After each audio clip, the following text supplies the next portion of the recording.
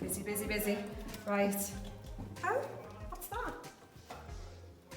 Oh, right, it looks like I got an email from Miss Bate about it.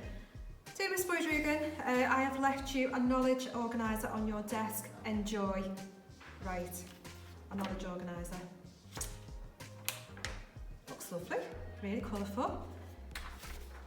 I've no idea what to do with that. Right, I need to email her, I need to tell her. Okay, right. Dear Miss Bate, I have no idea what this knowledge organiser is for. Can you please advise me?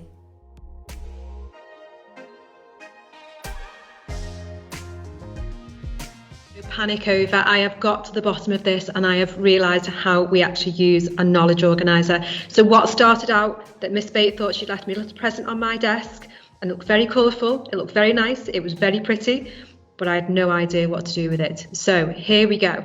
I'm going to now give you some advice about how to get the most out of this valuable resource, and this can enhance your learning, especially when you're working independently from home. Right then, so if we just go through and have a look at this, this is actually an example of Romeo and Juliet. What I'm going to do here is I'm just going to take me off the screen, so you're not looking at me, you're actually looking at the knowledge organiser itself. All right then, so what looks quite complicated, especially if you are not familiar with Romeo and Juliet, that doesn't matter, because any new topic that you study, you will get it. And if you get it presented to you on a piece of paper like this, you're not going to be expected to know what this means.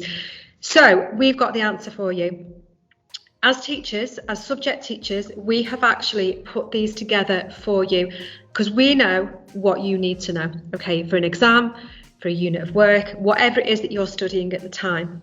So your teacher will actually say to you, they'll direct you and they will say that you need to go and have a look at a certain element of the knowledge organiser. So for instance, before you even study the topic, you might want to know why you are studying this topic. Where does it fit in the big picture? So for instance, this is a GCSE text. Okay, we know that year 11s have to go in and they have to answer a question on Shakespeare. So this in particular, this one is Romeo and Juliet. You might be doing Macbeth. You'll get a Macbeth knowledge organiser. Okay, so if we just have a quick look then at the top here, just so you know why we study Shakespeare and the types of questions that we get at Shakespeare, the teacher or your teacher might ask you to go away and say, go and find out what sort of questions might be on the exam. And here you can see, read the extract on the opposite page, then answer the following question. What does the extract show an audience about? Okay, that's an example of a piece of information you might look for, but that's not going to stretch you. Okay, so they might want you to look at something else. So they might want you to go away and actually study what we call the context. Now, most books and stories that we do in English, now I am using English as an example here, but you've got lots of different topics that you'll be getting knowledge organisers for. But I might want you to go away and I might want you to find out what it was like for Elizabethans in that time when Shakespeare was writing. Now, you could be year 7, you could be year 8, year 9, you could also do this as well. So your teacher might say, right, go and find out. You can actually get the information from this piece of this knowledge organiser.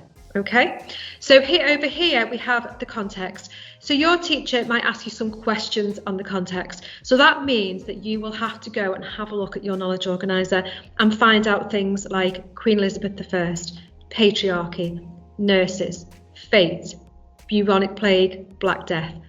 Okay, right. But it might not stop there, because your teacher then might say, right, so you've got these here on your knowledge organiser. I would now like you to go away and find out information on those particular topics. Okay, so don't worry, you will be guided on how to use one of these. Just one last thing then, you might also have to learn quotations, or you might have to learn a particular information off the top of your head, especially in topics like history, where you have to know those facts. Then you will be guided again to that part of the knowledge organiser. But again, just be aware here that your teacher might say to you, use this as your starting point, but you might need to go away and do a little bit of extra work on it.